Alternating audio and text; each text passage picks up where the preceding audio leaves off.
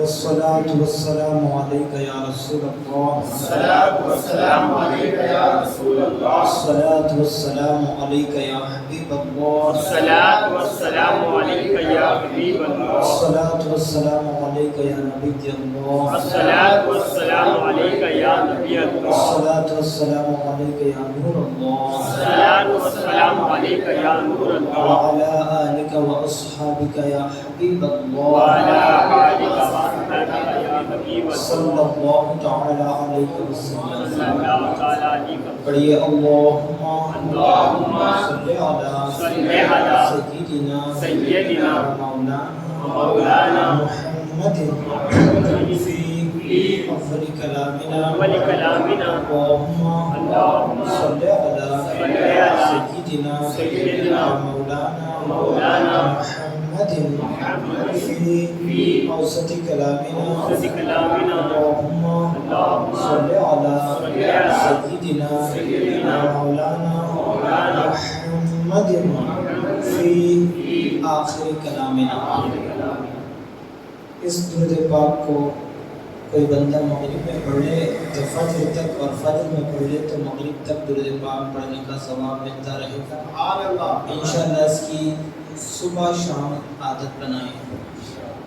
میرے پیارے آقا صلی اللہ تعالی علیہ وسلم کے پیارے دیوانوں، ہمارا جو درس تھا جماعت کی پابندی کے حوالے سے.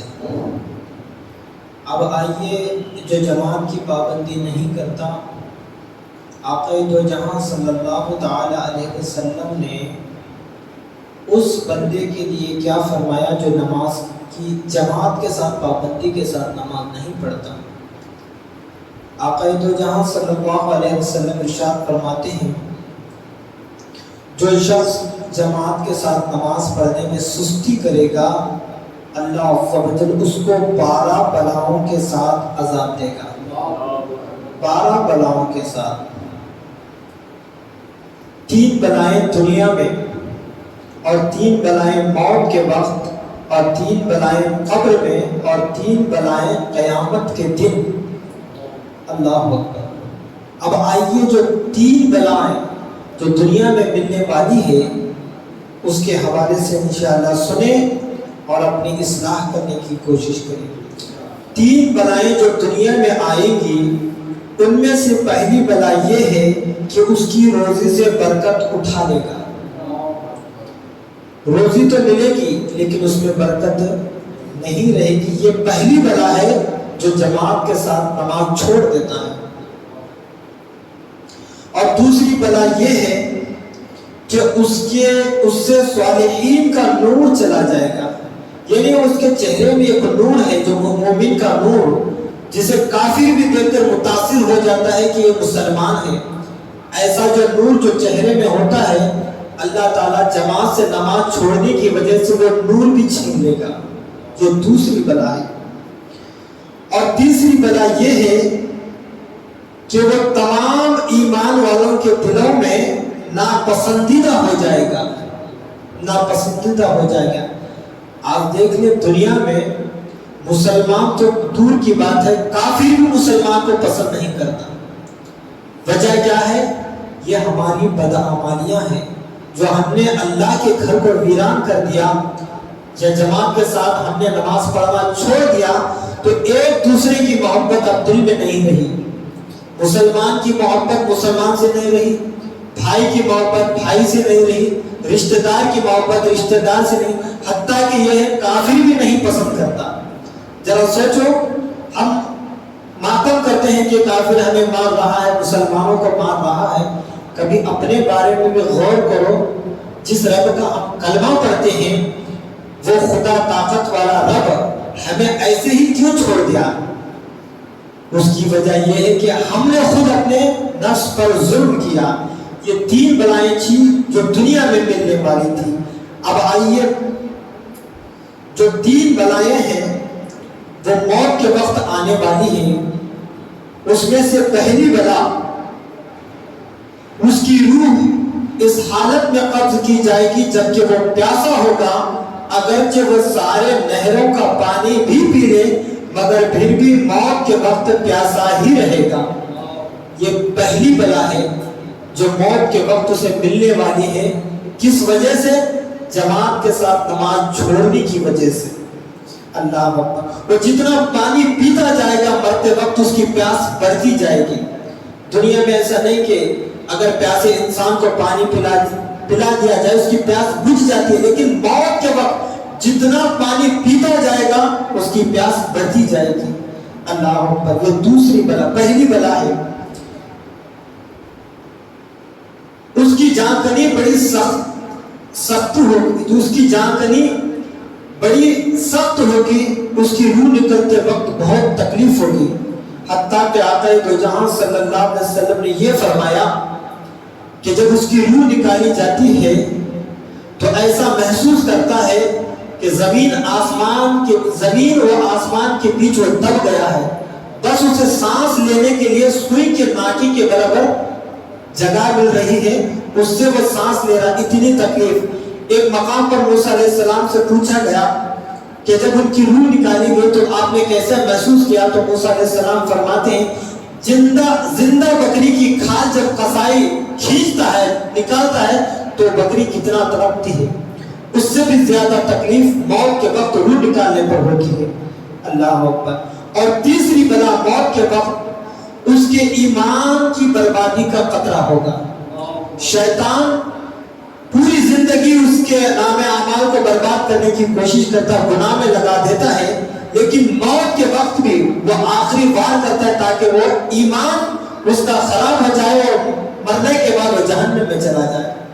ایمان برباد ہونے کا خطرہ ہے۔ کس وجہ سے؟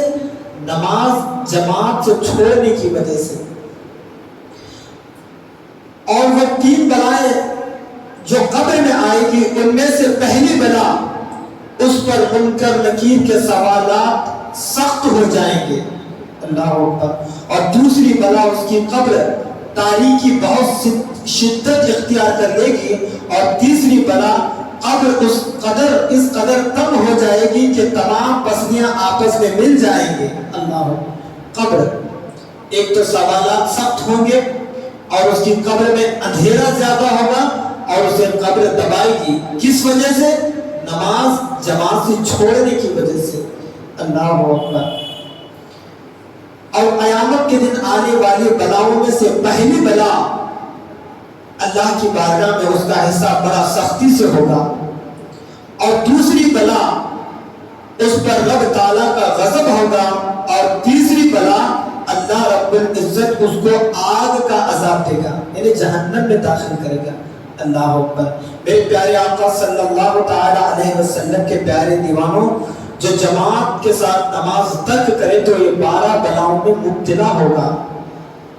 ترک جماعت سے جن بلاؤں کا ذکر کیا گیا ہے، آج امت مسلمہ ان میں سے اکثر بلاؤں میں گرفتار ہے۔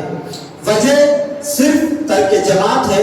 جب جماعت چھوڑنے سے آدمی ان بلاؤں میں گرفتار ہو جاتا ہے تو جو سرے سے نماز ہی نہیں پڑھتا اس پر کتنی بلائیں نازل ہوتی ہوگی۔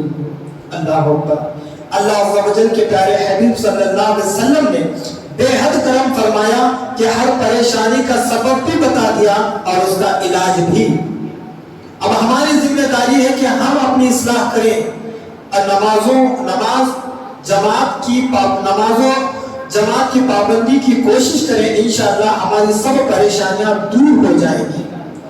اگر ان 12 بلاؤں سے نجات پانا ہو تو ہمیں کیا کرنا چاہیے؟ نماز کی پابندی کرنا چاہیے۔ کریں گے انشاءاللہ؟ ایک حدیث پاک میں ہے کہ حضرت جبرائیل و میکائیل فرماتے ہیں، اللہ تعالیٰ فرماتا ہے کہ جو تاریخ نماز ہے وہ توریت، زبور، انجیل اور قرآن مجید میں ملعون ہے، یعنی اللہ کی رحمت سے دور ہے۔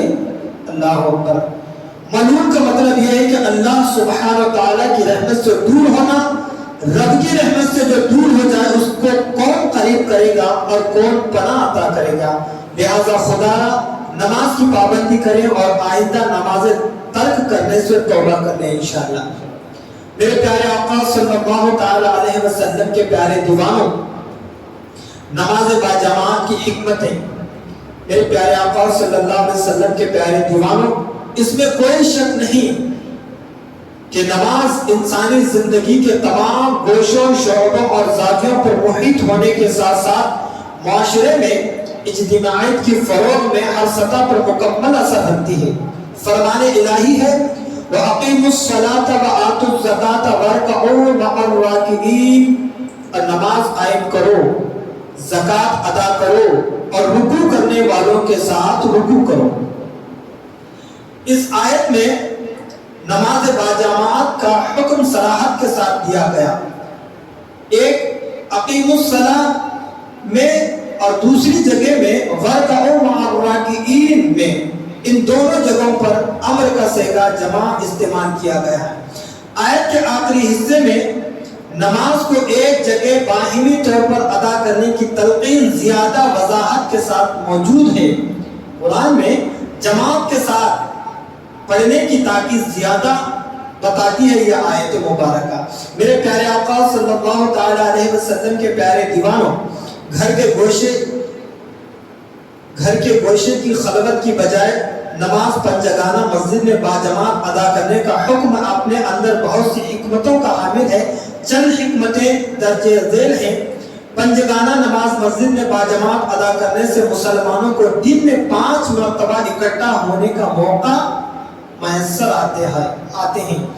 اس طرح انہیں اہل محلہ کے بارے میں، اپنے محلے کے بارے میں پتہ چلتا ہے کہ کون کس حال میں ہے۔ قرب جوار میں کوئی ایسا تو نہیں جو آدھی روٹی کا محتاج ہے یا تنگی و عسرت یا بیماری کے ہاتھوں پریشانی میں دن کاٹ رہا ہے۔ یہ حکمتیں ہیں کہ جماعت کے ساتھ نماز پڑھنے سے محلے میں کس کی حالت کیسی ہے۔ کبھی کبھی ایسا ہوتا ہے کہ محلے میں کوئی بھوکا رہ کر کے مر جاتا ہے، بعد میں پتہ چلتا ہے کہ بھوک کی وجہ سے مر گیا، بیماری کی وجہ سے مر گیا، کوئی علاج کے لیے پیسے نہیں تھے۔ لوگوں کو جب پتہ چلتا ہے تو کہتے ہیں کہ ہمیں پتہ ہی نہیں، ہمارے ہی محلے میں مرا ہے، کسی کو بتایا نہیں۔ لیکن جماعت کی پابندی اس لیے رکھی گئی ہے تاکہ ایک دوسرے کا غم چہروں پر معلوم ہوتا ہے وہ کس حالت میں ہے۔